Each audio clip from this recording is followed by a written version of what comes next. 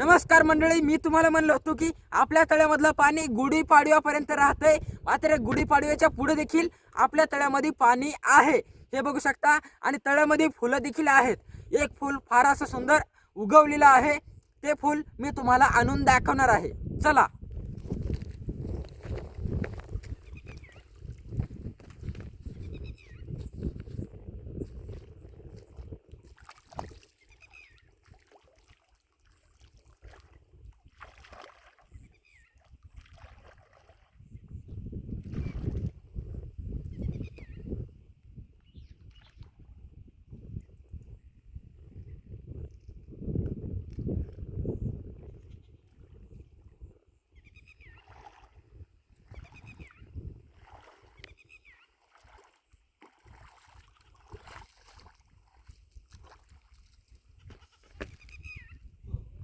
हे बघू शकता भावांनो, किती असं सुंदर कमळाचं फुल आहे। आणि हे दुसऱ्या प्रजातीचं कमळ आहे, हे देखील किती सुंदर असे हे दोन फुलं मी आणलेले आहेत तुम्हाला दाखवण्यासाठी।